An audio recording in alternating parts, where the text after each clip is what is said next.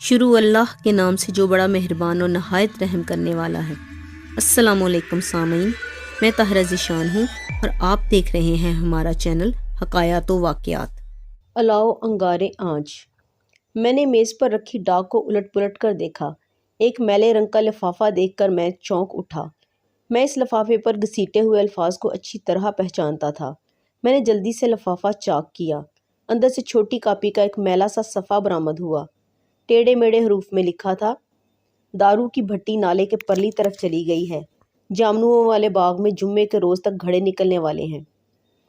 حالانکہ تحریر سے مفہوم واضح نہیں ہوتا تھا، لیکن میں اس کا مطلب اچھی طرح سمجھتا تھا۔ بتانے والے نے بتایا تھا کہ اجیت سنگھ نے شراب کی بھٹی ایک نئی جگہ پر چالو کر لی تھی اور جمعے کے روز چھاپا مارنے سے مجرم رنگے ہاتھوں پکڑے جا سکتے تھے، کیونکہ اس روز گھڑے نکال کر شراب کشید کی جانے والی تھی۔ آج جمعے کا دن تھا۔ میں نے گھڑی کی طرف دیکھا، شام کے 4 بجنے والے تھے۔ میں نے فوراً ASI گوبندر سنگھ کو بلایا اور چھاپے کے لیے ہدایات دینے لگا۔ رات بہت تاریک اور سرد تھی۔ ہوا کے جھونکے دھان کے کھیتوں میں سرسراہٹ پیدا کر رہے تھے۔ یہ سرسراہٹ ہمارے لیے بہت مفید تھی۔ میرے ساتھ ASI گوبندر اور 3 سپاہی کھیتوں کے درمیان جھک کر چلتے ہوئے درختوں کے جھنڈ کے بالکل پاس پہنچ چکے تھے۔ میں نے نتنوں کو سکوڑا۔ لاہن کی بو صاف اپنا پتہ دے رہی تھی۔ ہم تھوڑی دور اسی طرح جھکتے ہوئے گئے۔ میں نے ہاتھ سے اشارہ کیا۔ ASI اور تینوں سپاہی درختوں کے ارد گرد پھیل گئے۔ میں نے پستول نکالا اور باقی سپاہیوں کو لے کر تیزی سے درختوں کے درمیان خالی جگہ کی طرف لپکا۔ وہاں کا منظر ہماری توقع کے عین مطابق تھا۔ 4 آدمی شراب کشید کرنے میں مصروف تھے۔ ایک طرف ایک بھٹی میں آگ جل رہی تھی۔ اس پر ایک بڑا سا برتن رکھا تھا۔ کچھ ٹین کے ڈبے اور خالی بوتلیں ادھر ادھر بکھری ہوئی تھیں۔ خبردار، میں نے گرجدار آواز میں کہا، کوئی اپنی جگہ سے حرکت نہ کرے۔ چاروں آدمیوں کی آنکھیں خوف سے پھٹی ہوئی تھیں۔ پھر ان میں سے ایک جو درختوں کے بالکل قریب تھا، اچانک بھاگ اٹھا۔ میرے پستول سے شعلہ نکلا۔ گولی اس کی پنڈلی پر لگی، لیکن وہ رکا نہیں۔ زمین پر لیٹ جاؤ، میں نے ہوا میں فائرنگ کرتے ہوئے باقی تینوں افراد کو دھمکایا۔ وہ جلدی سے لیٹ گئے۔ تھوڑی دیر بعد ASI گوبندر اور 2 سپاہی بھاگنے والے شخص کو گرفت میں لیے درختوں سے نمودار ہوئے۔ یہ تیسری دفعہ تھی کہ اجیت سنگھ کی بھٹی پکڑی گئی تھی۔ اس سے پہلے بھی ایسے ہی 2 گمنام خطوں پر میں نے کامیاب چھاپے مارے تھے۔ اجیت کا باپ ماکھا یہاں کا کھاتا پیتا ذمہ دار تھا۔ 18 کے گاؤں میں کوئی اس کی برابری کر سکتا تھا تو وہ اس کا بڑا بھائی لاکھا سنگھ تھا۔ لاکھا سنگھ اور ماکھا سنگھ اور ان کی اولاد میں برائیاں تو بے شمار تھیں، لیکن ان کی ایک خوبی نے سب برائیوں کو چھپا لیا تھا، اور وہ خوبی تھی اتفاق کی۔ ان کے اتفاق کی ارد گرد کے لوگ مثالیں دیتے تھے۔ دونوں نے ساری زندگی نہایت سلوک سے گزاری تھی، اور اب اپنی اولادوں کے زمانے میں بھی انہوں نے اس سلوک کو کم نہیں ہونے دیا تھا۔ بڑے بھائی لاکھا سنگھ کے 4 بیٹے راجندر، نریندر، سرمندر وغیرہ تھے۔ چھوٹے بھائی ماکھا سنگھ کے 3 بیٹے اجیت، رنجیت اور دلجیت تھے۔ ماکھے کے بیٹے کافی تیز ترار تھے اور آئے دن کہیں نہ کہیں پھڈا ڈال لیتے تھے۔ بڑے بھائی لاکھے کے بیٹے بھی کچھ کم نہیں تھے، لیکن ماکھا سنگھ کی بیٹوں کی نسبت کچھ امن پسند تھے۔ یہ کمی انہوں نے دوسری طرح پوری کی تھی۔ وہ کمینگی اور عیاری میں چچا زاد بھائیوں سے 2 ہاتھ آگے تھے۔ لاکھا اور ماکھا کی زمین گاؤں سے باہر کافی دور تک پھیلی ہوئی تھی۔ بظاہر یہ لوگ ذمہ دارا کرتے تھے، لیکن ماکھا کے بیٹے ذمہ دارے کے علاوہ غیر قانونی چکر بھی چلاتے رہتے تھے۔ جہاں تک میں نے مشاہدہ کیا تھا، لاکھا اور ماکھا کے کچھ اصول تھے۔ وہ ایک دوسرے کے عیبوں کو چھپاتے تھے۔ گھر اور باہر کے تمام فیصلے اکٹھے بیٹھ کر کرتے تھے۔ ایک دفعہ کوئی فیصلہ ہو جانے پر سب لوگ اس پر ڈٹ جاتے تھے۔ فیصلہ چاہے غلط ہوتا تھا، لیکن وہ اتنی مضبوطی سے اس پر قائم ہو جاتے تھے کہ اس پر صحیح کا گمان ہونے لگتا تھا۔ لگان کی ہیرا پھیری سے لے کر لڑکیوں کے اغوا تک، اور لڑکیوں کے اغوا سے لے کر ناجائز بچے ٹھکانے لگانے تک، ہر وہ کام کرتے تھے، لیکن اس طریقے سے کہ کسی کو انگلی اٹھانے کی جرأت نہیں ہوتی تھی۔ ظاہر ہے ان کے ارد گرد ان کے مخالفین بھی ہوں گے، لیکن ان کی متفقہ طاقت سے خوف کھاتے ہوئے وہ سب خون کے گھونٹ پیے بیٹھے تھے۔ میرا خیال تھا کہ یہ خطوں والا سلسلہ بھی ان کے کسی درپردہ دشمن کا چلایا ہوا تھا، لیکن کچھ بھی تھا، یہ شخص کام ٹھیک ٹھاک کر رہا تھا۔ خط پر جودھ پور قصبے کی مہر ہوتی تھی، جو امرتسر جانے والی سڑک پر کوئی 15 میل کے فاصلے پر تھا۔ دوسرے روز مخبر بلال شاہ تھانے آیا۔ اس نے آتے ساتھ ہی کہا، خان صاحب، آپ کی پیشگوئی ٹھیک نکلی۔ لاکھا اور ماکھا کے درمیان کچھ انبن ہو ہی گئی ہے۔ میں نے اسے جھڑکا کہ اتنی اونچی آواز میں اطلاع دینے کی کیا ضرورت تھی۔ بلال شاہ تھا تو بڑے کام کا آدمی، لیکن اس میں 2 خامیاں تھیں۔ ایک تو افسر کے ساتھ بے تکلف ہو جاتا تھا، دوسرے تھانے میں آتے ہی بغیر سوچے سمجھے اونچی آواز میں بولنا شروع کر دیتا تھا۔ پچھلے 1 مہینے سے وہ لگاتار یہ کہہ رہا تھا کہ ہمارے چھاپوں کا لاکھا اور ماکھا کے تعلقات پر کوئی اثر نہیں پڑے گا۔ اس کا کہنا تھا کہ میں 40 سال سے ان لوگوں کے درمیان رہ رہا ہوں، ان لوگوں کے تعلقات آپس میں خراب ہو ہی نہیں سکتے، جبکہ میرا خیال تھا کہ ان کے تعلقات پر ان واقعات کا ضرور اثر پڑے گا۔ میرے خیال کی بنیادی وجہ یہی تھی کہ یہ لوگ ہر کام اتفاق رائے سے کرتے تھے۔ اگرچہ لاکھا کے لڑکے شراب کشید کرنے کے چکر میں نہیں تھے، لیکن انہیں علم تو سارا ہوگا کہ شراب کی بھٹی کہاں منتقل کی جا رہی ہے، شراب کب نکلے گی وغیرہ وغیرہ۔ یہ لوگ ہر کام نہایت رازداری سے کرنے کے عادی تھے، غیر قانونی کاموں کے لیے اپنے اعتماد کے کارندوں کو استعمال کرتے تھے۔ پھر کیا وجہ تھی کہ وہ ہر بار پکڑے جا رہے تھے؟ ظاہر ہے گھوم پھر کر دھیان لاکھا کے لڑکوں کی طرف جاتا تھا۔ پچھلے 2 چھاپوں کے بعد لڑکوں میں یقیناً انبن ہوئی ہوگی، لیکن لاکھا اور ماکھا نے معاملے کو سمیٹ لیا ہوگا۔ لیکن میرے کامیاب چھاپے کے بعد آگ میں سے دھواں نکلنا لازمی تھا۔ لگتا تھا عروج کے بعد اب خاندان پر زوال کے دن آ گئے تھے۔ لڑکوں میں جھگڑا ہوا تھا، لیکن اس کی نوعیت اور شدت کا علم بلال شاہ کو نہیں تھا۔ بہرحال دوسرے دن اس بارے میں ایک دوسرے مخبر سے پتہ چل گیا۔ اس نے بتایا کہ لاکھا سنگھ کے بیٹے نریندر اور ماکھا سنگھ کے لڑکے رنجیت کے سروں پر پٹیاں بندھی ہوئی ہیں۔ شاید ان کا کسی سے جھگڑا ہوا ہے، لیکن میں اس معاملے کو سمجھتا تھا۔ کل یقیناً وہ لوگ آپس میں لڑے تھے، لیکن دونوں جہاں دیدہ بوڑھوں نے عقل مندی سے اپنے اپنے لڑکوں کو ایک بار پھر صلح پر مجبور کر دیا تھا۔ چند روز بعد ایک اور پیلا لفافہ آ گیا۔ اب کی بار اس میں ایک نہایت اہم اطلاع تھی، لیکن اس دفعہ اطلاع بڑے بھائی لاکھا سنگھ کے متعلق تھی۔ ماجھے کا ایک بدنام ڈاکو جو پچھلے دنوں پولیس کی حراست سے فرار ہو گیا تھا، لاکھا سنگھ کے گھر چھپا ہوا تھا۔ میں نے لاہور میں متعلقہ تھانے کو اطلاع دی۔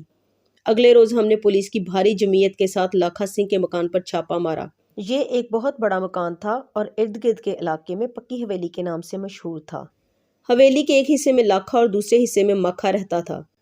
اچھا ہوا کہ لاکھا اس وقت حویلی میں موجود نہیں تھا، ورنہ خون خرابے کے بغیر مفرور کا ہاتھ آنا ممکن نہیں تھا۔ مفرور کا نام جبرو تھا۔ اس نے جب چاروں طرف پولیس کی گارڈ دیکھی تو ہتھیار پھینک کر خود کو گرفتاری کے لیے پیش کر دیا۔ لاکھا سنگھ اس وقت امرتسر میں تھا۔ اس نے اپنے تعلقات استعمال کرتے ہوئے وہیں سے ضمانت قبل از گرفتاری کروا لی۔ صبح کا وقت تھا، میں دھوپ میں بیٹھا ایک حوالاتیے سے کمر کی مالش کروا رہا تھا کہ بلال شاہ لمبے لمبے ڈگ بھرتا اندر داخل ہوا۔ خان صاحب، پیلے لفافوں نے تو کمال ہی کر دیا، کوئی اور؟ میرے منہ سے ایک موٹی سی گالی نکل گئی۔ اس نے چونک کر حوالاتیے کی طرف دیکھا اور کھسیانی ہنسی ہنسنے لگا۔ میں نے حوالاتیے کو اٹھا دیا۔ اتنے میں ASI گوبندر بھی آ گیا۔ بلال شاہ نے پھر وہیں سے رابطہ جوڑا۔ خان صاحب، پیلے لفافوں نے تو کمال ہی کر دیا۔ میں نے اسے جھاڑتے ہوئے کہا، اتنا خوش ہونے کی ضرورت نہیں، آنکھیں اور کان کھلے رکھو، مجھے خون خرابے کی بو آ رہی ہے۔ کئی بار آدمی کا کہا اتنی جلدی سچ ثابت ہو جاتا ہے کہ خود اسے بھی حیرانی ہونے لگتی ہے۔ ابھی بلال شاہ نے میری بات کے جواب میں کچھ کہنے کے لیے منہ کھولا ہی تھا کہ دروازہ ایک دھماکے سے کھلا۔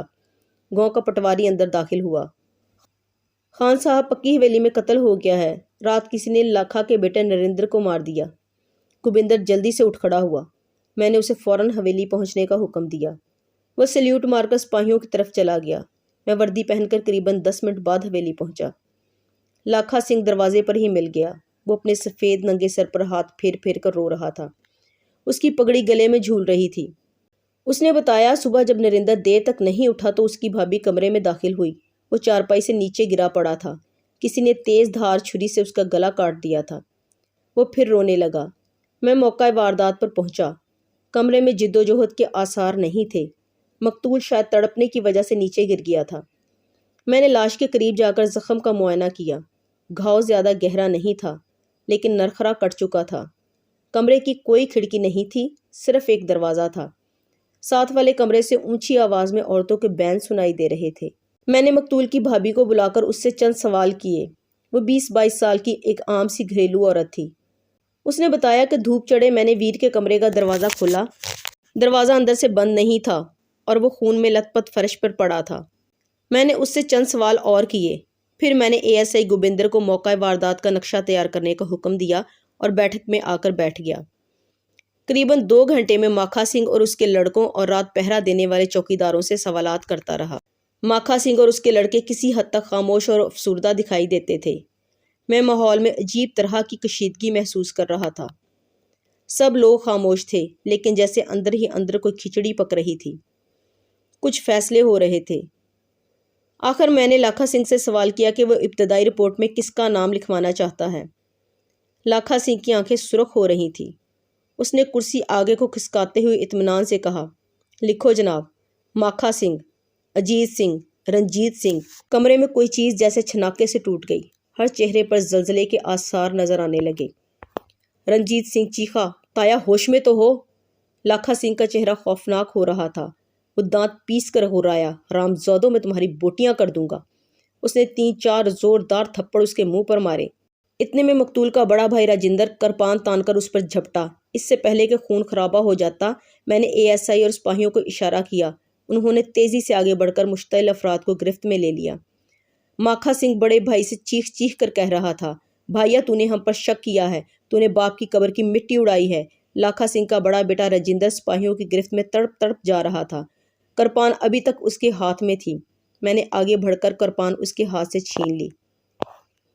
لاکھا اور ماکھا کی لڑائی اور پھر ان کی علیحدگی گاؤں کی تاریخ کے اہم واقعات تھے۔ دونوں بھائیوں میں بٹوارا ہو گیا اور دونوں گھروں کے افراد ایک دوسرے کے خون کے پیاسے ہو گئے۔ ماکھا سنگھ اپنے بھائی سے زیادہ ہوشیار ثابت ہوا اور اس نے حویلی سمیت بہت سی نقد رقم اپنے حصے میں ڈلوائی۔ قرضوں کا زیادہ بوجھ بھی لاکھا سنگھ کو ہی اٹھانا پڑا اور اوپر سے مقدمے بازی۔ نریندر عرف مکھن کی موت نے اس کی کمر توڑ دی تھی۔ وہ اس کا سب سے ہوشیار لڑکا تھا۔ پیداوار بھی گھٹ گئی، مخالف سر اٹھانے لگے اور لاکھا سنگھ کی حالت پتلی ہونے لگی، لیکن اس کی اکڑ میں کوئی فرق نہیں آیا تھا۔ اس کا بیٹا راجندر لوگوں سے کہتا پھرتا تھا کہ میں نے ماکھا سنگھ کی طرفداری کی ہے اور اس کے بیٹوں کو جان بوجھ کر قتل میں ملوث نہیں کیا، حالانکہ 18 گاؤں کے لوگ جانتے تھے کہ ماکھے کی نسبت لاکھے سے میری دعا سلام زیادہ تھی۔ مجھے ان باتوں کی پرواہ نہیں تھی، میں صرف قانونی تقاضے پورے کرنے چاہتا تھا۔ گواہیوں اور شواہد سے یہ بات واضح ہوتی تھی کہ ماکھا یا اس کے بیٹے قتل میں شریک نہیں ہیں۔ ماکھا اور اس کا بڑا بیٹا شہر تاریخ بھگتنے گئے ہوئے تھے، جبکہ دونوں چھوٹے بیٹے رنجیت اور دلجیت قتل ہونے کے 2 گھنٹے بعد تک ایک شادی والے گھر میں موجود تھے۔ وہاں ناچ گانا ہو رہا تھا جو رات 2 بجے ختم ہوا۔ ڈاکٹری رپورٹ کے مطابق قتل 11 اور 1 بجے کے درمیان ہوا تھا۔ وقتی طور پر صرف ایک گواہی نے مجھے شک میں ڈالا۔ یہ گواہی مقتول کی بھابھی پریتم کی تھی۔ اس نے تفتیش کے دوران بتایا تھا کہ قتل والی رات کی شام مقتول اور اس کے چچا زاد رنجیت کے درمیان پھر کسی بات پر تو میں ہوئی تھی۔ بہرحال گاؤں کے کئی معتبر آدمیوں کی گواہیوں کو نظر انداز نہیں کیا جا سکتا تھا۔ یہ تمام گواہیاں بتاتی تھیں کہ رنجیت اور دلجیت رات 2:30 بجے تک شادی والے گھر میں موجود تھے۔ یوں تو لاکھا سنگھ کے کئی مخالف تھے، لیکن خاص طور پر کسی پر بھی شک نہیں کیا جا سکتا تھا۔ نریندر عرف مکھن کا قتل بدستور معمہ بنا ہوا تھا۔ میرا دھیان بار بار گمنام خطوں کی طرف چلا جاتا تھا۔ لاکھا اور ماکھا دونوں نہیں جانتے تھے، لیکن مجھے معلوم تھا کہ ان کا کوئی مشترکہ دشمن ان کو برباد کرنے پر تلا ہوا ہے۔ گمنام خط لکھنے والے نے لاکھا اور ماکھا دونوں کی مخبری کی تھی۔ ظاہر ہے کہ وہ ان دونوں پارٹیوں میں سے نہیں تھا۔ حالات کو سامنے رکھتے ہوئے 3 اندازے قائم کیے جا سکتے تھے۔ نمبر 1 یہ کہ قتل اسی مخبر نے کیا ہے۔ نمبر 2 مخبر کی خواہش کے عین مطابق ماکھا سنگھ کے بیٹوں نے مشتعل ہو کر قتل کیا ہے۔ نمبر 3 یہ لاکھا ماکھا سنگھ کے کسی اور مخالف کا کام ہے۔ اگر میں نے صرف کارروائی ڈالنا ہوتی تو مشکوک افراد میں سے چند کو گرفتار کر کے چالان مکمل کر سکتا تھا، لیکن میں حقیقی قاتل کا سراغ لگانا چاہتا تھا۔ تقریباً 2 ماہ کی اعصاب شکن دوڑ دھوپ کے بعد یہ بات سامنے آئی تھی کہ اوپر قائم کیے گئے آخری دونوں اندازے درست نہیں تھے۔ اب صرف پہلے اندازے کی حقیقت کے بارے میں فیصلہ کرنا تھا۔ اس اندازے کے مطابق گمنام مخبر خود اس قتل کا ذمہ دار تھا۔ خطوں سے یہ بات ظاہر تھی کہ گمنام مخبر لاکھا اور ماکھا کو کوئی نہایت قریبی شخص تھا۔ یہ بھی بعید از امکان نہیں تھا کہ وہ اکثر و بیشتر ان کے گھر آتا جاتا رہتا ہو۔ اس نے کئی ایسی اطلاعات دی تھیں جن سے ظاہر ہوتا تھا کہ وہ نہ صرف ان کا کوئی قریبی ساتھی ہے، بلکہ صبح شام ان کی ٹو میں لگا رہتا ہے۔ پکی حویلی میں بٹوارے سے پہلے لاکھا اور ماکھا اپنے اپنے اہل خانہ کے ساتھ 2 علیحدہ حصوں میں رہتے تھے۔ لاکھا والے حصے میں کل 7 افراد رہتے تھے۔ ان میں لاکھا، اس کی بیوی، ایک بہو اور 4 بیٹے شامل تھے۔ چھوٹے بھائی ماکھا والے حصے میں 6 افراد رہتے تھے، یعنی ماکھا، اس کی بیوی، 3 بیٹے اور 1 نوکرانی۔ تمام حالات کو مد نظر رکھتے ہوئے پکی حویلی کے ان 13 افراد میں سے صرف نوکرانی پر شک کیا جا سکتا تھا۔ نوکرانی، جس کا نام چھیمو تھا، 25-26 سال کی ایک میلی کچیلی لیکن خوبصورت عورت تھی۔ میں پوچھ گچھ کے لیے اس سے ایک بار مل چکا تھا۔ پھٹے پرانے کپڑوں کے نیچے اس کا بھرپور جسم کسی کی نظروں سے اوجھل نہیں رہ سکتا تھا۔ اس کے چہرے میں اس کے سفید دانت سب سے زیادہ خوبصورت تھے۔ وہ 2 بچوں کی ماں تھی۔ بڑا بچہ کوئی 12 سال کا تھا اس کا خاوند راجگیری کرتا تھا۔ مجھے خبر تھی کہ کنوارے مردوں کے گھر میں ایک جوان خوبصورت عورت کی موجودگی کئی کہانیاں جنم دیتی ہے۔ ایسی ہی کسی کہانی کی ٹوک کے لیے میں نے گاؤں کی دائی بھاگا سے کام لینے کا فیصلہ کیا۔ پہلے بھی دائی بھاگا میرے ایک دو کام کر چکی تھی۔ میں نے اسے نوکرانی چھیمو کا ذکر کیا تو اس کی آنکھیں چمک اٹھیں۔ میں سمجھ گیا کہ وہ پہلے ہی چھیمو کے بارے میں کافی کچھ جانتی ہے۔ میرے پوچھنے پر اس کی زبان کینچی کی طرح چلنے لگی۔ اس نے بتایا کہ مقتول نریندر نے نوکرانی چھیمو سے تعلقات قائم کر رکھے تھے۔ وہ اکثر اپنے چاچا کے گھر گھسا چھیمو سے آنکھ مٹکا لڑاتا رہتا تھا۔ چھیمو کا خاوند کام کے سلسلے میں گاؤں سے باہر رہتا تھا اور مہینے میں 2-3 بار ہی گھر کے چکر لگاتا تھا۔ یہ معلومات میرے لیے نہایت سود مند تھیں۔ آگے بڑھنے کی ایک راہ پیدا ہو گئی تھی۔ دائی بھاگا نے واقعہ اپنے انداز میں بیان کیا تھا، لیکن اس کے کئی پہلو ہو سکتے تھے۔ یہ بھی بہت ممکن تھا کہ نریندر کی 10 درازیوں کا شکار ہونے والی 2 بچوں کی ماں چھیمو نے انتقام لینے کا فیصلہ کیا ہو اور اس نے موقع پا کر اپنی عزت کے قاتل کو ختم کر دیا ہو۔ دیکھا گیا ہے کہ باحیثیت گھرانوں کے ملازمین اپنے آپ پر ہونے والی زیادتیوں کو بعض اوقات ایک سرد انتقامی جذبے کی صورت دے دیتے ہیں اور موقع ملتے ہی گھر کا بھیدی لنکا ڈھا دیتا ہے۔ ہو سکتا تھا یہ بھی کوئی اسی قسم کا معاملہ ہو۔ میں نے اگلے روز پھر نوکرانی چھیمو سے پوچھ گچھ کا فیصلہ کیا۔ ابھی میں وردی پہن کر پکی حویلی جانے کا ارادہ کر ہی رہا تھا کہ مقتول کا چھوٹا بھائی سریندر تھانے میں داخل ہوا۔ اس کی عمر کوئی 22 سال رہی ہوگی۔ گول سرخ چہرے اور اچھے ڈیل ڈول کا مالک تھا، لیکن اس وقت اس کا چہرہ اترا ہوا تھا اور وہ سخت پریشان دکھائی دیتا تھا۔ سلام کا جواب دے کر میں نے اسے کرسی پر بیٹھنے کا اشارہ کیا۔ کیا بات ہے بہو، کسی سے لڑ جھگڑ کر تو نہیں آئے؟ میں نے اس کی پریشانی بھانپتے ہوئے کہا۔ نہیں خان صاحب، اس نے سر کھجاتے ہوئے کہا، دراصل مجھے بڑا خطرہ محسوس ہو رہا ہے۔ میں نے اسے کہا کہ میں کہیں جا رہا تھا، میرے پاس وقت بہت کم ہے۔ اس نے جو کچھ کہنا ہے کھل کر کہے۔ وہ کھنکار کر بولا، یا تو آپ چاچے ماکھے کے پتروں کو سنبھالیں یا پھر یہاں خون خرابہ ہوگا۔ کیا کوئی نئی بات ہوئی ہے؟ میں نے اسے گھورتے ہوئے پوچھا۔ اس نے کہا، جناب کوئی رات ہمارے گھر میں پھرتا رہا ہے، میں اوپر چبارے میں سوتا ہوں، کھڑکی ہلاتا رہا، پھر کچھ آدمی کمرے کی چھت پر گھومتے رہے۔ بدقسمتی سے میرے پاس کوئی ہتھیار بھی نہیں تھا۔ میں نے ان سے الجھنا مناسب نہیں سمجھا۔ اس سے پہلے پرسوں رات بھی اس قسم کی آوازیں آئی تھیں۔ میں نے باہر نکل کر دیکھا تو کوئی نہیں تھا۔ میں نے غور سے اس کا چہرہ دیکھا۔ وہ اپنی گھبراہٹ چھپانے کی کوشش کر رہا تھا، لیکن خوف اس کی آنکھوں سے جھلک رہا تھا۔ میں نے اسے ذرا سخت لہجے میں کہا، جوان ہو، کوئی چوہے تو نہیں ہو، اتنا گھبرا کیوں رہے ہو، حوصلہ رکھو۔ تھوڑی دیر بیٹھنے کے بعد وہ چلا گیا۔ اس کے جانے کے بعد میں نے حویلی کا رخ کیا۔ ماکھا سنگھ گھر پر ہی تھا۔ میں نے اس کے ذریعے چھیمو کو بلوایا۔ خاص طور سے بلوائے جانے پر وہ بڑی خوفزدہ دکھائی دیتی تھی۔ پہلی ملاقات میں اس نے مجھے بتایا تھا کہ وہ قتل کی رات حویلی میں ہی تھی۔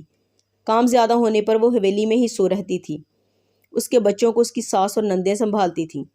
اس دفعہ میں نے اسے نریندر کے حوالے سے کچھ سوال کیے۔ وہ کافی خوفزدہ دکھائی دیتی تھی۔ حسب توقع اس نے کہا کہ وہ اسے ویر سمجھتی تھی، لیکن میں نے سوال یہ نہیں کیا تھا کہ وہ اسے کیا سمجھتا تھا۔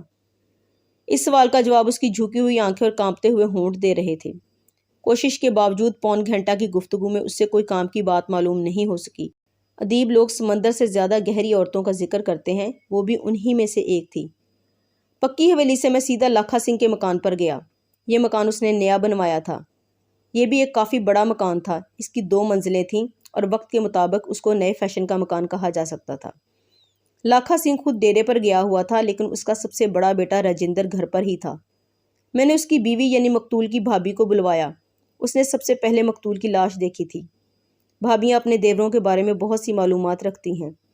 میں نے اسے چھیمو اور نریندر کے تعلقات کے بارے میں کرید کر کچھ سوال پوچھے۔ پہلے تو وہ جھجکتی رہی، پھر بتدریج میرے سوالوں کے جواب دینے لگی۔ وہ ایک ذہین عورت تھی اور لگتا تھا کہ میری تفتیش کے رخ کو سمجھ رہی ہے۔ اس نے ایک نہایت کام کی بات یہ بتائی کہ قتل سے چند روز پہلے چھیمو کو اس کے خاوند نے بری طرح پیٹا تھا اور طلاق دے کر بچے چھیننے کی دھمکی دی تھی۔ اس کی باتوں سے میرے اس خیال کی تصدیق بھی ہوئی کہ چھیمو سے نریندر کے تعلقات بہت حد تک یک طرفہ تھے۔ بقول اس کی بھابھی کے اس چڑیل نے اس کے دیور کی عقل مار دی تھی۔ تھوڑی دیر بیٹھ کر میں واپس تھانے آ گیا۔ آگے لاکھا سنگھ بیٹھا تھا۔ میں نے اسے بتایا کہ میں تو خود اس کے گھر گیا ہوا تھا۔ میں نے اسے اب تک کی تفتیش کے بارے میں بتانا مناسب سمجھا اور وہ اپنی جھکی ہوئی بڑی بڑی سفید مونچھوں کو بل دیتے ہوئے سنتا رہا۔ میں نے اسے گمنام خطوں سے لے کر اس کی بہو پریتم سے ملاقات تک کے تمام چیدہ واقعات بتائے۔ میں نے کہا، چودھری لاکھے، میں اسی لیے کہتا تھا کہ یہ قتل کسی ایسے شخص کا کام ہے جو تم دونوں بھائیوں کو دشمن ہے۔ گاؤں کے بعض لوگوں کی عادت ہوتی ہے کہ جو بات ایک بار ان کے ذہن میں بیٹھ جائے وہ پھر نکلنے کا نام نہیں لیتی۔ لاکھے کے ذہن میں بھی یہ بات بیٹھ چکی تھی کہ ماکھا اس کا دشمن ہے اور یہ قتل اس نے یا اس کے بیٹوں نے کیا ہے۔ میری تمام باتیں سننے کے بعد بھی اس نے وہی ٹیں شروع کر دی۔ اس نے کہا، خان صاحب، اگر آپ کی تفتیش کے مطابق ماکھے کی نوکرانی چھیمو کا اس قتل میں ہاتھ ہے تو بھی یہ ماکھے ہی کا کام ہے۔ اصل کھیل اسی کا ہے اور اسی نے کھیلا ہے۔ میں کوئی اور بات مان ہی نہیں سکتا۔ میں نے ہٹ دھرمی کے اس پتھر سے اور سر پھوڑنے کا ارادہ ترک کر دیا اور خشک لہجے میں پوچھا کہ وہ کس کام کے لیے تھانے آیا ہے۔ اس نے بھی وہی بات دہرانی شروع کی جو صبح اس کا بیٹا کر گیا تھا۔ لاکھے کا کہنا تھا کہ اس کا بیٹا بہت بپھرا ہوا ہے، کوئی خون خرابہ ہو جائے گا، بہتر ہے کہ گھر کے باہر 1-2 سپاہی لگا دیے جائیں۔ صبح میں اس کے بیٹے کا بپھرا پن اچھی طرح دیکھ چکا تھا۔ موت کے خوف سے بیچارے کی صورت بگڑی ہوئی تھی۔ بہرحال میں نے رات کے وقت 2 سپاہی بھیجنے کا وعدہ کر لیا۔ نوکرانی چھیمو مشکوک ہو چکی تھی اور میں اپنے مخبروں بلال شاہ اور دئی بھاگا کے ذریعے اس کے بارے میں تیزی سے معلومات حاصل کر رہا تھا۔ لیکن سوچنے کی بات تھی کہ جیسا یہ ثابت ہو گیا تھا قتل صرف ایک آدمی کا کام ہے، تو کیا چھیمو کے لیے یہ کام کر سکتی تھی؟ لیکن دوسرے دن ایک ایسا واقعہ ہوا جس نے حالات کا رخ ایک بار پھر موڑ دیا۔ لاکھا سنگھ کے نئے مکان میں اس کا دوسرا بیٹا سریندر قتل ہو گیا۔ اس قتل سے پورے علاقے میں سراسیمگی پھیل گئی۔ سریندر سنگھ اپنے مکان کی دوسری منزل میں بند کمرے میں سویا ہوا تھا۔ مکان کے باہر 2 پولیس والے پہرا دے رہے تھے، لیکن قاتل اپنا کام کر گیا۔ جس کمرے میں قتل ہوا اس کی 2 کھڑکیاں تھیں۔ اس کے علاوہ لکڑی کے موٹے تختوں کا انگریزی دروازہ تھا جو اندر سے 2 چٹخنیاں لگا کر بند کیا گیا تھا۔ ایک کھڑکی دروازے کے ساتھ تھی، وہ بھی اندر سے بند تھی۔ دوسری کھڑکی کمرے کے پچھواڑے میں تھی۔ یہ کھڑکی زمین سے کوئی 20 فٹ بلند تھی۔ ٹین کا پرنالہ کھڑکی کے پاس سے گزرتا تھا۔ کسی آدمی کا اس پرنالے کے ذریعے اوپر چڑھنا جان جوکھوں کا کام تھا، لیکن قاتل نے یہ کام کر دکھایا تھا اور اس کھڑکی سے کمرے کے اندر کود کر سریندر کو ٹھکانے لگا دیا تھا۔ لاش کم و بیش اسی انداز میں پڑی تھی جیسے پہلی واردات کے موقع پر تھی۔ مقتول کی آنکھیں خوف سے پھٹی ہوئی تھیں، کیس کھلے تھے اور گلا کسی تیز دھار آلے سے کٹا ہوا تھا۔ پہلی نظر میں ہی میں نے محسوس کر لیا کہ نریندر اور سریندر کا قاتل ایک ہی ہے۔ قتل کی پہلی واردات نسبتاً آسان تھی، لیکن دوسری واردات میں قاتل نہ صرف یہ کہ پولیس کے مسلح آدمیوں کو چکما دے کر گھر میں داخل ہوا تھا، بلکہ ایک نہایت مشکل راستے سے مقتول کے کمرے میں پہنچ گیا تھا۔ ظاہر ہے یہ کسی عورت کا کام نہیں۔ قتل کے فوراً بعد میں نے ماکھا اور اس کے بیٹوں کو گرفتار کر لیا۔ خون خرابے سے بچنے کے لیے یہ نہایت ضروری تھا۔ 1 ماہ کے اندر اندر ایک ہی گھر کا یہ دوسرا فرد قتل ہو گیا تھا اور قاتل کا کچھ پتہ نہیں تھا۔ میں اپنے کندھوں پر زبردست بوجھ محسوس کر رہا تھا۔ میرا عملہ چاروں طرف بھاگ دوڑ میں مصروف تھا اور میں اپنی تمام تر ذہنی صلاحیت قاتل تک پہنچنے کے لیے صرف کر رہا تھا۔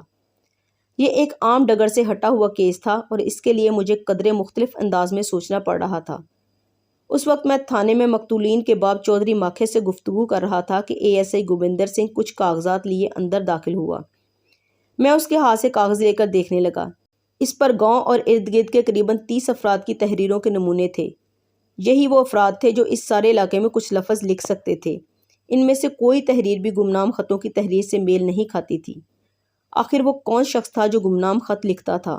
کون تھا وہ؟ اتنے میں دور سے بلال شاہ کی آواز سنائی تھی۔ وہ حسب معمول بلند آواز میں بولتا ہوا اس طرف آ رہا تھا۔ اس وقت وہ لاکھا سنگھ کی شان میں قصیدے کہہ رہا تھا اور لاکھا سنگھ میرے پاس بیٹھا تھا۔ وہ کہہ رہا تھا، تجھے خدا سمجھے چودھری، سارے تھانے کی نیندیں حرام کر دی ہیں تو نے اور تیرے پتروں نے، جمے کوئی اور بھگتے کوئی، ٹانگیں ٹوٹ گئی ہیں میری تو۔ کمرے میں پہنچ کر اس نے لاکھا سنگھ کو میرے پاس بیٹھے دیکھا تو ایک لمحے کے لیے ٹھٹکا۔ بات بدلنا بلال شاہ کے بائیں ہاتھ کا کام تھا۔ بغیر رکے بولتا چلا گیا، خدا غارت کرے ایسے پتروں کو اور ایسے پتر جمنے والے باپ کو۔ میرے بس میں ہوتا تو ایک رات میں ہی پھائی لگا دیتا چاروں باپ بیٹوں کو۔ لاکھے کی باتیں اس نے کمال صفائی سے ماکھے کے کھاتے میں ڈال دی تھیں۔ مجھے یقین ہے اگر اس نے لاکھے کا نام بھی لے کر اسے کوسا ہوتا تو بھی کوئی بات بنا لیتا۔ خیر، میں نے اسے گھور کر دیکھا اور کہا کہ کام کی بات کرو، جس کام کے لیے تمہیں بھیجا تھا اس کا کیا بنا؟ اس نے پہلے ایک بار پھر اپنی ٹانگوں کا رونا رویا اور پھر بتایا کہ ساری بھاگ دوڑ بیکار گئی۔ بلّا تو 3-4 دن سے گاؤں ہی میں موجود تھا۔ میں نے دراصل اسے چھیموں کے خاوند بلے کی کھوج میں امرتسر بھیجا تھا۔ وہاں اس کے ٹھکانے سے بلال شاہ کو یہ پتہ چلا کہ بلّا تو گاؤں گیا ہوا ہے۔ اس کا مطلب تھا کہ قتل کی رات بلّا گاؤں میں ہی موجود تھا۔ یہ بات اسے اور بھی مشکوک کرتی تھی۔ میں نے اس رخ پر سوچنا شروع کیا۔ بیوی کے چال چلن پر بلے کو شبہ تھا۔ اس نے بیوی کو مارا بھی تھا۔ یہ سلسلہ کافی دیر سے چل رہا تھا، لیکن بلّا کچھ نہیں کر سکتا تھا۔ آخر اس نے درپردہ انتقام کا راستہ اختیار کیا اور اپنے خطوں کے ذریعے پہلے دونوں خاندانوں میں پھوٹ ڈلوائی اور پھر لاکھا سنگھ کے بیٹوں کو قتل کر دیا۔ لیکن پکی حویلی کے اندر کی باتیں اسے کیسے معلوم ہوئیں؟ ہاں، یہ ہو سکتا تھا کہ یہ دونوں میاں بیوی کا مشترکہ منصوبہ ہو۔ خطوں کا مسئلہ بھی حل ہو جاتا تھا۔ بلا چونکہ کام کے سلسلے میں گاؤں سے باہر رہتا تھا، اس لیے خط لکھ کر یا کسی سے لکھوا کر ڈاک سے بھیجتا رہتا تھا۔ میں اپنے خیالوں میں کھویا ہوا تھا۔ چودھری لاکھا اور بلال شاہ سامنے کرسیوں پر گمسم بیٹھے تھے۔ میں نے چونک کر ان کی طرف دیکھا۔ اس کیس نے مجھے اچھا خاصا پریشان کر دیا تھا۔ لاکھے نے مجھے اپنی طرف متوجہ پا کر کہا، خان صاحب، مجھے اب اس مکان کے در و دیوار سے وحشت ہونے لگی ہے۔ میری بیوی بھی بہت خوفزدہ رہتی ہے۔ میں چاہتا ہوں کہ آپ مکان کے گرد پولیس کی نفری میں اضافہ کر دیں۔ اوپر تلے 2 جوان بیٹوں کی موت نے اس کا پہلے والا دمخم چھین لیا تھا۔ اس کی مالی حالت بھی دن بدن خراب ہو رہی تھی۔ میں نے کہا، چودھری، 6 مسلح آدمی تیرے گھر پر دن رات پہرا دے رہے ہیں۔ جن پر تجھے زیادہ شک تھا وہ بھی سب حوالات میں ہیں، اب ڈر کس بات کا؟ لاکھا اس جواب پر خاموش ہو گیا۔ مجھے چوری کے ایک اور کیس کے سلسلے میں جانا تھا۔ میں اٹھ کر تیاری کرنے لگا۔ اتنے میں جودھ پور کا پوسٹ ماسٹر دروازے میں نظر آیا۔ میں آگے بڑھ کر اسے فوراً دوسرے کمرے میں لے گیا۔ جودھ پور کے ڈاک خانے کی نگرانی ہو رہی تھی، لیکن پھر بھی مخبر پکڑا نہیں جا سکا تھا۔ اس نے صرف 1 دن پہلے ایک لفافہ سپرد ڈاک کیا تھا اور وہ لفافہ پکڑے پوسٹ ماسٹر میرے سامنے کھڑا تھا۔ بہرحال ایسا ہوتا ہی رہتا ہے۔ میں نے لفافہ چاک کیا۔ کاپی کے ایک چھوٹے سے صفحے پر یہ الفاظ لکھے تھے، شب برات سے پہلے پہلے لاکھا کے چھوٹے پتر کا کام مک جائے گا۔ ان ٹیڑھے میڑھے حروف میں ایک خوفناک دھمکی پوشیدہ تھی۔ ان دنوں دیہی علاقوں میں ایسے ڈاکوؤں کی کہانیاں بکثرت گردش کرتی رہتی تھیں، جو کہ ڈاکہ ڈالنے سے پہلے اس کی اطلاع دے دیتے تھے۔ یہ شخص بھی کسی ایسی ہی کہانی سے متاثر نظر آتا تھا۔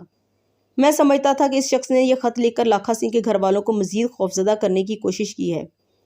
میں لاکھے کو خط کے بارے میں بتا کر خط بھیجنے والے کا مقصد پورا نہیں کرنا چاہتا تھا۔ پوسٹ ماسٹر کو رخصت کر کے میں واپس کمرے میں آ گیا۔ تھوڑی دیر میں لاکھے سے ادھر ادھر کی باتیں کرتا رہا اور پھر میں نے کہا، اگر وہ ضروری سمجھتا ہے تو میں اس کے گھر کی حفاظت کے لیے کچھ اور آدمی بھیج دیتا ہوں۔ وہ میرے اس وعدے پر مطمئن نظر آنے لگا۔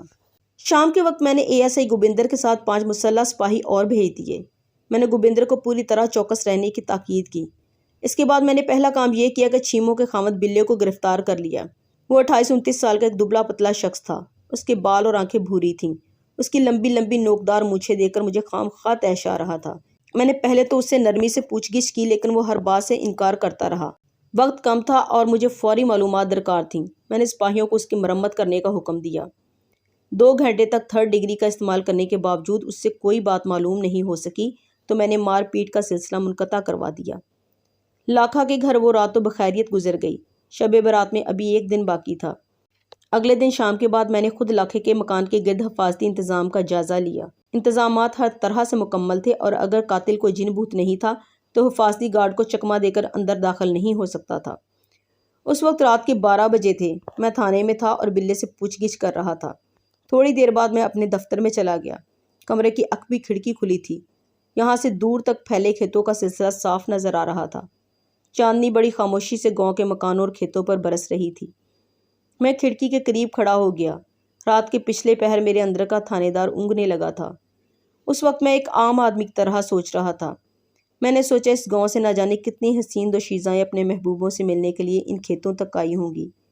کتنے شوق فکرے اور شرمیلی سرگوشیاں ان کھیتوں میں بکھری ہوں گی۔ انہی کھیتوں میں چور چھپے ہوں گے، ڈاکوؤں نے لوٹ کا مال دبایا ہوگا، قتل ہوئے ہوں گے، قبریں بنی ہوں گی، کتنی بے چین روحیں اب بھی یہاں بھٹک رہی ہوں گی۔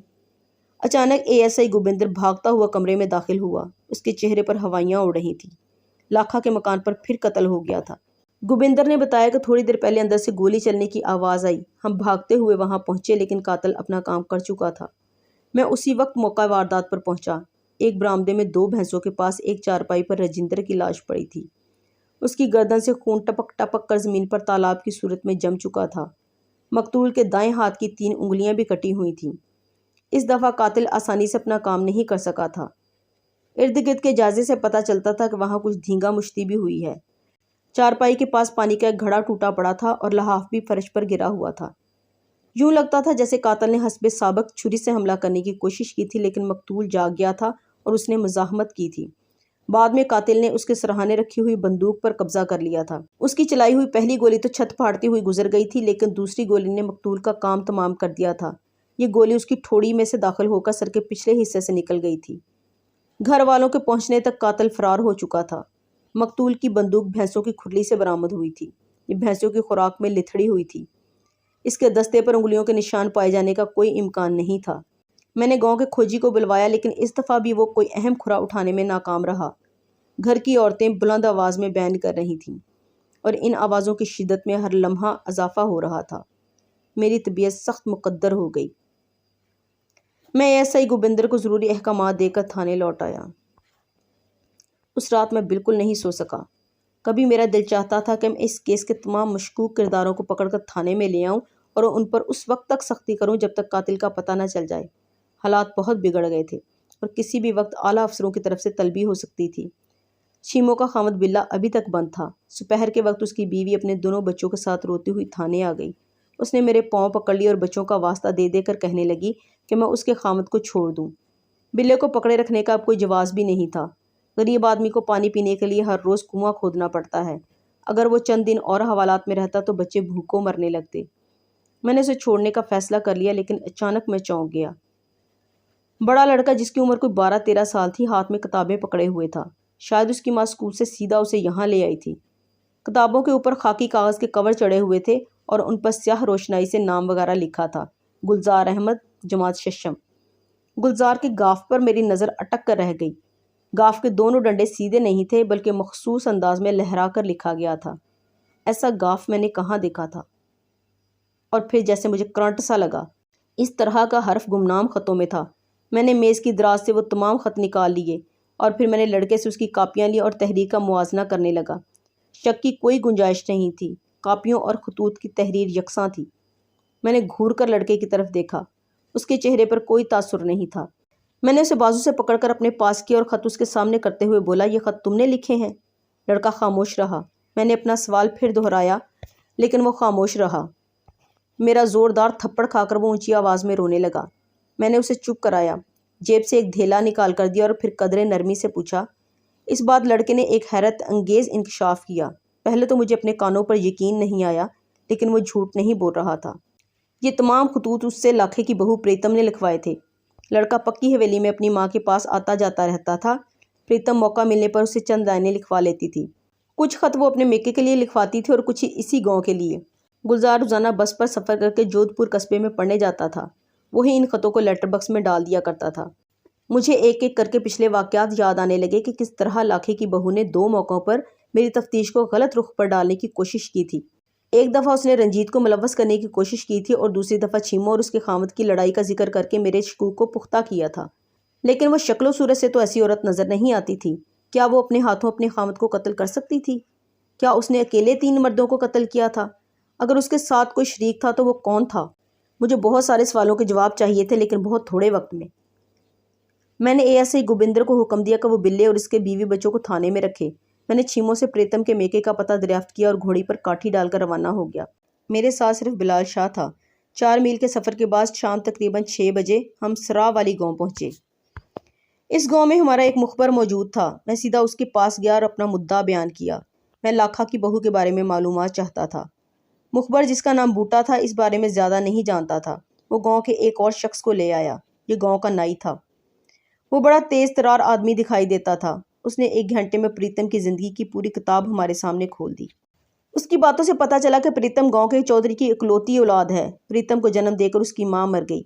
چودھری نے اسے بڑے لاڈ پیار سے پالا۔ بیجا محبت نے اسے بگاڑ دیا۔ وہ بہت خود سر اور زبان دراز ہو گئی۔ 13-14 سال کی عمر میں اس نے اپنی شرارتوں سے گاؤں بھر کا ناک میں دم کر دیا۔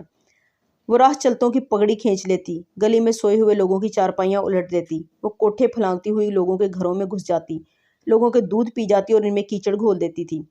گاؤں کی ایک بھاری بھرکم عورت سرداراں تندور والی سے تو اسے خاص بیر تھا۔ اسے جہاں بھی دیکھتی دھکا دے کر زمین پر گرا دیتی۔ اپنے بھاری بھرکم جسم کی وجہ سے سرداراں کو اٹھنے میں کئی منٹ لگ جاتے۔ اس عرصے میں وہ اس کے پاس کھڑی کہے لگاتی رہتی۔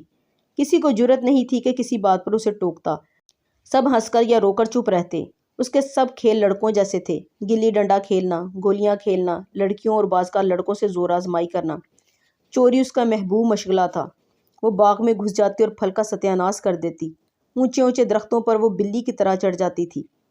چوری کی عادت اس میں اتنی پختہ ہو گئی تھی کہ ایک بار اس نے چوروں کی طرح باقاعدہ ڈھاٹا باندھ کر گاؤں کے ایک گھر سے زیورات چرا لیے۔ رفتہ رفتہ چودھری کو محسوس ہونے لگا تھا کہ اس کے بیجا لاڈ پیار نے پریتم کو حد درجہ بگاڑ دیا ہے، لیکن اب پانی سر سے گزر چکا تھا۔ وہ اگر اسے کسی بات پر ٹوکتا تھا وہ مشتعل ہو جاتی اور اگلے دن کوئی اس سے بھی بڑا کارنامہ سر انجام دیتی۔ لیکن پھر ایسا ہوا کہ پریتم کی زندگی میں گاؤں کا ایک خوبرو جوان آ گیا۔ کچھ ایسے اتفاقات ہوئے کہ وہ اس سے محبت کرنے لگی۔ یہ نوجوان جس کا نام نعمت علی تھا اسی سرداراں کا لڑکا تھا جسے پریتم تنگ کیا کرتی تھی۔ پریتم نعمت علی کے چوڑے چکلے سینے اور گھنگریالے بالوں پر ایسی رجھی کہ ساری چوکڑی بھول گئی۔ جلد ہی گاؤں کے لوگوں نے اس میں ایک حیرت انگیز تبدیلی دیکھی۔ یوں لگتا تھا جیسے وہ لڑکے سے لڑکی بن رہی ہو۔ بول چال سے لے کر روزمرہ کی مصروفیات تک اس کا سب کچھ بدل گیا تھا۔ گاؤں کے لوگوں نے سکھ کی سانس لی اور دبی آواز میں نعمت علی کو دعائیں دینے لگے جس نے اس منہ زور گھوڑی کو لگام ڈالی تھی۔ پریتم جو پہلے سردارہ تندور والی کو دیکھتے ہی اپنی آئی پر آ جاتی تھی، اب ہر وقت اس کی خدمت گزاری کا موقع تلاش کرتی رہتی۔ رہٹ پر اس کا پانی بھرتی، گھر کے پچھواڑے اس کے ساتھ اپلے تھاپتی، بعض اوقات تو اس کے لیے ایندھن بھی اکٹھا کر کے لاتی۔ گاؤں کے لوگ ساری بات سمجھتے تھے، لیکن کسی سکھ، مسلمان یا ہندو کو اتنی جرت نہیں تھی کہ وہ چودھری کی بیٹی پر انگلی اٹھاتا۔ یہ سلسلہ کافی دیر تک چلتا رہا اور پھر ایک ایسا واقعہ ہوا جس نے پریتم سے سب کچھ چھین لیا۔ سرداراں کا تندور گھر کے اندر ہی تھا۔ ایک رات شاید وہ اسے ڈھانپنا بھول گئی۔ رات کو ہوا چلی اور تندور کے قریب رکھے ہوئے ایندھن کے ڈھیر نے آگ پکڑ لی۔ چند لمحوں میں سارا گھر آگ کی لپیٹ میں آ گیا۔ گھر کے مکین سوئے ہوئے تھے۔ سردارہ اور نعمت علی سمیت 8 افراد میں سے کوئی بھی زندہ نہ بچ سکا۔ مرنے والوں میں 12 سے کم عمر کے 3 بچے بھی تھے۔ اس واقعہ کے 1 ماہ بعد ہی پریتم کی شادی ہو گئی۔ آتش زدگی کے اس واقعہ کے بارے میں نے پہلے بھی کہیں سنا تھا۔ حالات اور واقعات کی پوری تصویر میری آنکھوں کے سامنے تھی۔ میرا ذہن تیزی سے مختلف کڑیوں کو جوڑنے میں مصروف تھا۔ 2 صورتیں ہو سکتی تھیں، آگ اتفاقیہ لگی تھی یا جان بوجھ کر لگائی گئی تھی۔ یقیناً آتش زدگی کا واقعہ اتفاقیہ نہیں تھا۔ آگ جان بوجھ کر لگائی گئی تھی، لیکن کس نے لگائی تھی؟ ہو سکتا ہے کہ یہ پریتم کے باپ کا کام ہو، لیکن نہیں۔